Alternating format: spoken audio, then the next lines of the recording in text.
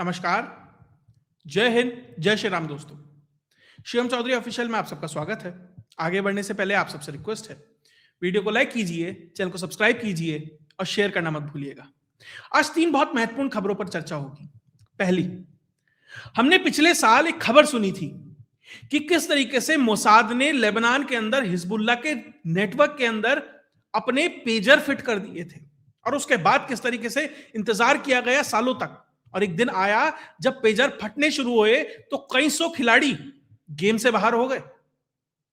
वैसा ही कुछ operation, exact नहीं लेकिन कुछ कुछ मैच होता हुआ एक ऑपरेशन भारत के अंदर भी हुआ है और नक्सलियों की कमर तोड़ने में इसने बहुत महत्वपूर्ण रोल निभाया है, जिसकी कहीं चर्चा नहीं हो रही है। लेकिन यह दर्शाता है कि भारत के अंदर भी वो इंटेंट और काबिलियत है, भारत भी मोसाद लाइक ऑपरेशन कर सकता है। दूसरी खबर, बांग्लादेश के अंदर एक व्यक्ति भारत के खिलाफ जहर उगलता है और कुछ ही घंटों के अंदर अंदर 3 धुरंधर आते हैं और धप्पा मारकर चले जाते हैं। और किस तरीके से मोहम्मद यूनुस 30,000 करोड़ रुपए लेकर बांग्लादेश से भागने के लिए तैयार है। तीनों खबरों पर चर्चा होगी। पहले बात उस ऑपरेशन की जिसने नक्सलवाद की कमर तोड़कर रख दी। अमित शाह ने एक टारगेट सेट किया कि 31 मार्च 2026 तक इस देश से नक्सलवाद को खत्म कर देना है। लगभग 182 जिले थे जब भाजपा की सरकार आती है जो नक्सल प्रभावित जिले थे, और वो घटकर आज मात्र 6 के आसपास हैं, जिसमें से मात्र 3 जिले ऐसे हैं जो अति संवेदनशील हैं और 6 संवेदनशील हैं।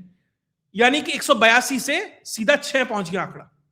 अभी लगभग 3-4 हफ्ते पहले मैंने एक वीडियो की थी कि किस तरीके से 1 करोड़ का इनामी माधवी हिडमा, हम सब ने हाफिज सईद का नाम सुना है, दाऊद इब्राहिम का सुना है, सब कुछ है, लेकिन वो 1 करोड़ का जो इनामी है माधवी हिडमा, उसको मार गिराया। अब सवाल ये उठता है कि जो चीज पहले नहीं हो पा रही थी वो अचानक से ऐसा क्यों हुआ कि अचानक से अब होने लगी। अचानक से ये नक्सली सरेंडर भी करने लगे, मारे भी जाने लगे। ऐसा क्या खास हुआ? पिछली वीडियो में विस्तार से समझाया था कि जब आप ऑपरेशन करते हैं तो सिर्फ ये नहीं होता कि आपकी जो फौज है वो उतरी है, सिर्फ ये नहीं होता कि गोलीबारी चल रही है, पीछे बहुत होमवर्क करना पड़ता है। वो लास्ट होता है जब सेनाएं पहुंचती हैं या फौजी पहुंचता है किसी भी ऑपरेशन के लिए। आप उसकी इकोनॉमिक बैकबोन को तोड़ते हैं, इंटेलिजेंस नेटवर्क सेटअप करते हैं, उनका जो पूरा का पूरा नेटवर्क है उसको इन्फिल्ट्रेट करते हैं, तब जाकर ये चीजें होती हैं। तो भारत ने वो नेटवर्क किस तरीके से इन्फिल्ट्रेट किया, ऐसा क्या किया कि सारी की सारी जानकारी लाइव 24/7 भारत तक पहुंच रही थी, या कहें भारत की फौजों तक पहुंच रही थी। दरअसल अब जब माधवी हिडमा मारा गया और उसके बाद जिस तरीके से सरेंडर हो रहा है बड़े स्तर पर, तो उसमें जब अब पूछताछ हो रही है, उसमें से जो रिपोर्ट निकल के आ रही है वो चीजें बहुत कुछ सार्वजनिक करती हैं। टाइम्स ऑफ इंडिया की खबर है कि 2 बड़े आतंकी, टी वासुदेव राव जिसे आसन्ना भी कहा जाता है और एम वेणुगोपाल जिसे सोनू भी कहा जाता है, ये 2 पकड़े गए। बहुत हाई प्रोफाइल है। जो ये आसन्ना है ये सेंट्रल कमेटी मेंबर है, यानी कि जो माओवादियों की, जो सीपीआई माओइस्ट है उसकी जो सेंट्रल कमेटी है, ये उसका मेंबर था, यानी खास कह सकते हैं कैबिनेट में मंत्री साहब थे। ये मात्र मंत्री नहीं थे। जो मिलिट्री इंटेलिजेंस थी, दंडकारण्य स्पेशल जोनल कमेटी, उसका ये हेड था, यानी मिलिट्री इंटेलिजेंस का हेड था ये। आप ये मान सकते हैं अजीत डोभाल था ये उनका, मतलब मैं कंपैरिजन उस तरीके से नहीं कर रहा, लेकिन आप समकक्ष मान सकते हैं कि वो इंटेलिजेंस नेटवर्क कैसे काम करे, ये उसकी जिम्मेदारी थी। जब उससे पूछताछ हुई और बहुत चीजें सार्वजनिक होने लगी तो यह पता लगा कि दरअसल ये लोग जो ड्रोन है उसको टेस्ट कर रहे थे। हिडमा हो, सोनू हो, असन्ना हो, ये जितने भी लोग हैं ये ड्रोन को प्रोक्योर कर रहे थे, ड्रोन की खरीदारी चल रही थी ताकि उस ड्रोन को ये चेक किया जा सके। चेक किया इन्होंने उन जंगलों में कि रेकी कैसे कर सकते हैं, कि मान लीजिए पुलिस का मूवमेंट है, फोर्सेस का मूवमेंट है, तो ड्रोन पहले ही बता दे कि भैया फला जगह से इतने लोग आ रहे हैं। यह संभवतः मौका पड़े तो उनके ऊपर ड्रोन से हमला भी किया जा सके। आपको डायरेक्ट 1-on-1 फाइट नहीं करनी पड़ेगी, आप ड्रोन से हमला कर सकते हैं। जैसे अभी दिल्ली में प्रयास किया गया था, ये फरीदाबाद वाला नेटवर्क पकड़ा गया ना, ये रॉकेट, ड्रोन, ये सब चाह रहे थे कि ये इस्तेमाल किया जा सके। कुछ वो वहां पर भी वो स्ट्रेटेजी थी, वो करने का प्रयास था इनका, लेकिन वो इसलिए नहीं कर पाए क्योंकि बड़े लेवल पर वो ड्रोन प्रोक्योर नहीं कर पाए। उसका भी एक बड़ा कारण था। दरअसल नेटवर्क को इतना संकुचित कर दिया गया, उस हद तक उन्हें कंप्रेस कर दिया गया कि वो चीजें कर नहीं पा रहे थे। वो कैसे? क्योंकि वो जो कुछ भी करना चाहते थे, जहां भी वो कुछ मान लीजिए वो ड्रोन खरीदने वाले हैं, कोई साजो सामान खरीदने वाले हैं, कोई चिपसेट खरीदने वाले हैं, वो पहले पता लग जाता था एजेंसीज को, और उस पूरे के पूरे नेटवर्क को पहले ही वो आके धप्पा मार के दबा लेते थे। और वो कैसे करते थे? वो जो भी सामान खरीद रहे थे, ज्यादातर उनका जो सामान था वो तेलंगाना से आ रहा था, और वो जो रूट था उसी को पकड़ लिया एजेंसीज ने। देखिए, ये मैं कोई ऐसी इंटरनल जानकारी सार्वजनिक नहीं कर रहा हूं, ये टाइम्स ऑफ इंडिया की प्रॉपर रिपोर्ट है, और मैं लिंक भी डाल दूंगा, जाके पढ़ सकते हैं। तो जितना भी सामान उन तक पहुंच रहा था, उनके inverter, printer, walkie talkie, laptop, charger, cellphone, radio, कोई भी चीज ले लीजिए, सब में पहले ही भारतीय एजेंसीज ने, फोर्सेस ने, इंटेलिजेंस सर्विसेज ने ट्रैकर फिट कर दिए थे। अब इन्वर्टर चल रहा है, मान लीजिए एक आदमी कमरे में बैठा है, इन्वर्टर से लाइट भी जलाएगा, लैपटॉप भी खोला होगा, वॉकी टॉकी पे बात कर रहा होगा, रेडियो भी सुन रहा होगा, लैपटॉप भी चला रहा होगा, और ये सारा का सारा सामान जनरली उन लोगों के आसपास होता है। देखिए, एक आम जो नक्सली है, वो तो संतरी में बैठा है बंदूक लेके, उसके पास ये चीजें नहीं होंगी। जो टॉप लीडरशिप है, उसके आसपास ये चीजें आपको मिलती हैं, और वही बैकबोन है जिसे तोड़ना था। आप 10 नक्सली मार दीजिए और रिक्रूट हो जाएंगे, लेकिन आप जो टॉप लीडरशिप है उसको मार दीजिए, उसे कैसे रिप्लेस करेंगे? वही किया था ना इजराइल ने, एक झटके में पूरी मिडिल रैंक साफ कर दी थी। वही हुआ, यहां पर भी इन्फिल्ट्रेट कर दिया गया बड़े अच्छे से। ये हिडमा क्या कर रहा है, असन्ना क्या कर रहा है, फला सोनू कहां बैठा है, बड़े बड़े नाम हैं ना जितने सुनाई देते हैं, जिनके लिए जेएनयू वाले छाती पीटते हैं, हमारा फूफा मर गया। बहुत लोगों के घर खाना नहीं बना था अभी 3 हफ्ते पहले, क्योंकि वो मर गया था ना, माधवी हिडमा। तो इन सबको पहले से एजेंसीज को जानकारी थी, इसलिए उस कॉन्फिडेंस के साथ अमित शाह कह पा रहे थे कि हम इस टारगेट को हासिल कर लेंगे, और लगभग कर लिया। 99% की सक्सेस रेट आ गया है, इसलिए अब जानकारी सार्वजनिक हो पा रही है। यानी कि बिल्कुल बीचों बीच उस नेटवर्क के भारत पहुंचा, ना ही सिर्फ पहुंचा, उसका इस्तेमाल किया, और भारत के लगभग 1/3 हिस्से पर जो लोग काबू बैठे थे, कब्जा करके बैठे थे, उन्हें साफ कर दिया। और ये चलती थी ना जंगलों में, peoples liberation guerrilla army, PLGA, China से पैसा आ रहा था, आईएसआई से पैसा आ रहा था। वो माधवी हिडमा फिलीपींस में जाकर ट्रेनिंग लेके आया था, लेकिन उसे ये नहीं पता था, भैया तुम फिलीपींस से ट्रेनिंग तो लेके आओगे, लेकिन वो कॉमन सेंस कहां से लेके आओगे कि इलेक्ट्रॉनिक डिवाइस इस्तेमाल नहीं करना है, इसके अंदर चिप हो सकता है। और देखिए, अगर हम ये एम्बेड कर सकते हैं, ये उसके अंदर डाल सकते हैं कि भैया हम ट्रैक करें, हम उसके अंदर वो वॉकी टॉकी वाला सिस्टम भी कर सकते थे, लेकिन नहीं, ताकि जानकारियां आए, ताकि वो नेटवर्क कैसे काम कर रहा है, बातचीत हो रही है। अब सोचिए, माधवी हिडमा ने किस किस से बात की होगी दिल्ली में, उन वॉकी टॉकी पे, उन कम्युनिकेशन डिवाइसेस पे, उस लैपटॉप पे किस किस से बात की होगी। अब दिल्ली में भी तो बहुत लोगों की ऐसे दुखी हो रही होगी, अरे यार उसने तो फला दिन मुझे भी फोन करके कहा था इतने पैसे भिजवा दो, या हम ये करने वाले हैं। बहुत सारे ऐसे होंगे, छत्तीसगढ़, झारखंड, तेलंगाना और ये आंध्र प्रदेश, गढ़चिरौली में बहुत सारे लोग होंगे जो सिंपैथाइजर होंगे। वो नेटवर्क भी परेशान होगा, कहां से हवाला का पैसा आया होगा, कैसे कैसे पहुंचा होगा, वो सभी इन पे बातें हुई होंगी। तो भैया अब चोट बहुत गहरी लगेगी। अब इसीलिए बड़ी खलबली है, इसीलिए बड़े बड़े ये तथाकथित जो न्यूज यूट्यूब चैनल्स है ना, परेशान हो रहे, अरे सरेंडर करने देते, मार क्यों दिया? क्योंकि उन्हें डर ये नहीं है कि हिडमा मारा गया, अरे कोई और खड़ा हो जाएगा। उन्हें डर ये है, अरे अगले ने मुझसे भी बात की हुई है। असली डर वहां है। इसीलिए अमित शाह जब तक वो कॉन्फिडेंट नहीं होते कि मैं अब ये टास्क कर लूंगा, वो बोलते नहीं उस चीज को। और जिसके बारे में बोल दिया, देखिए उनकी राजनीति से आप सहमत हो ना हो, ये आपकी फ्रीडम है, लेकिन जिस कन्विक्शन के साथ किसी भी चीज में वो कूद जाते हैं, आप ये कह सकते हैं कि इसने ये गलत किया अमित शाह ने, लेकिन अपने स्तर पर जिस कन्विक्शन के साथ वो काम करते हैं उसको आप झुठला नहीं सकते। उसी कन्विक्शन ने भारत को आज नक्सलवाद के इस दंड से अलग कर दिया है। अब नक्सली पानी कहते हैं ना, पानी मांग रहे हैं, पानी मांगने वाली स्थिति भी नहीं बची। और जिस तरीके से ये इंटेलिजेंस ऑपरेशंस हुए ना, जबरदस्त है। जबरदस्त काम सिर्फ भारत में ही नहीं हो रहा, जबरदस्त काम पड़ोस में भी हो रहा है। पड़ोस में एक भाई साहब थे, खैर अभी पता नहीं है कि थे या हैं, क्योंकि कोमा में है, सुना है कि ब्रेन में स्वेलिंग आ गई है, दिमाग सूज गया है। अब क्यों सूज गया है वो भी जानना जरूरी है। उन भाई साहब का नाम है, भाई साहब क्या है, अब सुअर आदमी है, उसका नाम है शरीफ उस्मान हादी।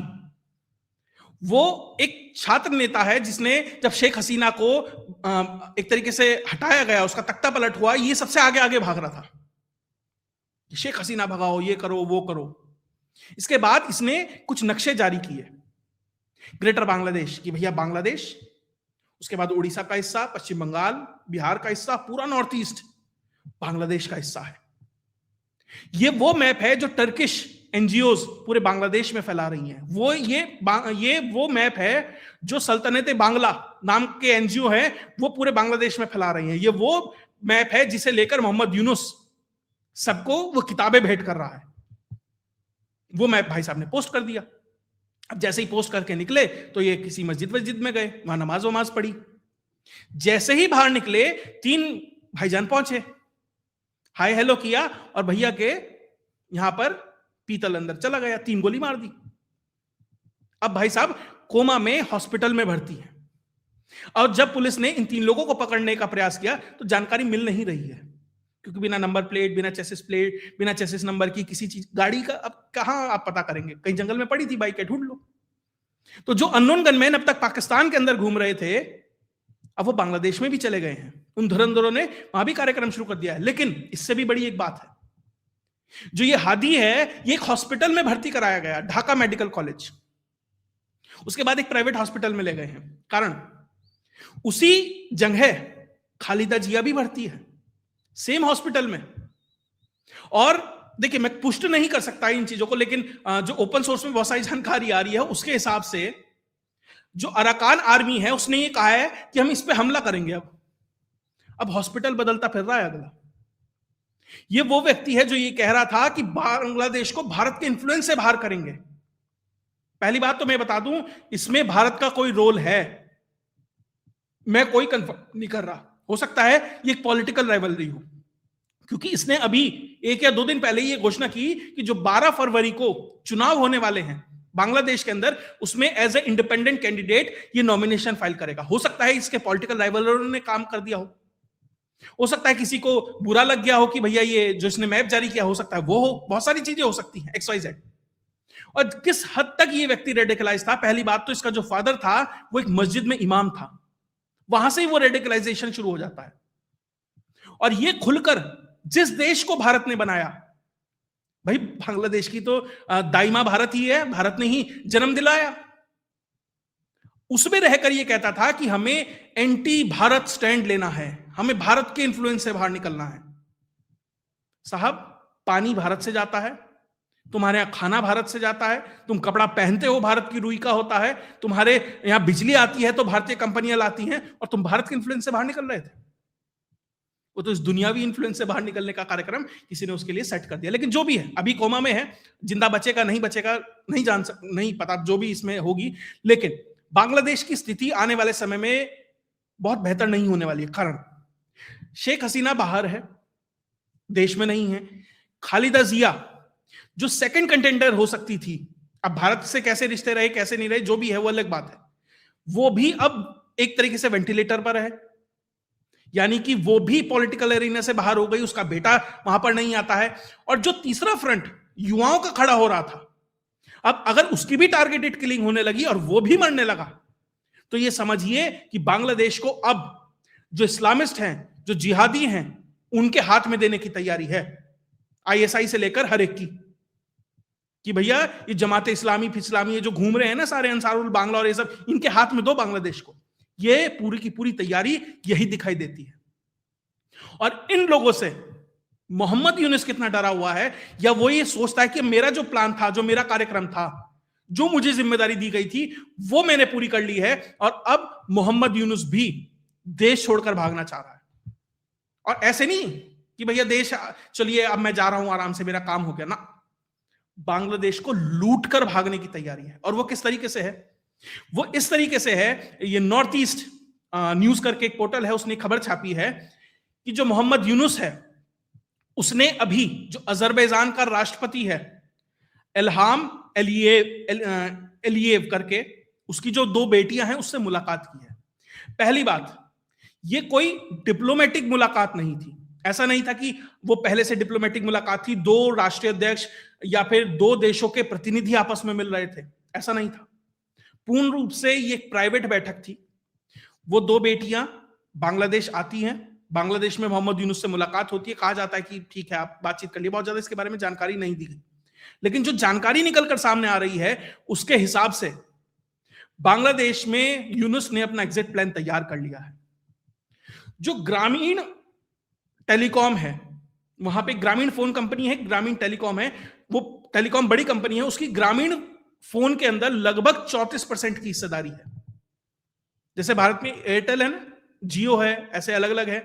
यानी आप मान लीजिए रिलायंस की जियो में कुछ हिस्सेदारी हो, इस तरीके से कुछ, मतलब उदाहरण के लिए। तो अब मोहम्मद यूनुस का यह प्लान है कि यह हिस्सेदारी इन 2 बहनों को बेचकर मैं बांग्लादेश से निकल जाऊं, और ये जो हिस्सेदारी बनती है जो ग्रामीण टेलीकॉम है उसमें प्रभाव है मोहम्मद यूनुस का। देखिए, यूनुस एक मनी लॉन्ड्रर था क्लिंटन के लिए, और ये ग्रामीण बैंक, ग्रामीण फोन, ग्रामीण टेलीकॉम, ये जो सब कुछ तैयार किया गया ये उसी के लिए था।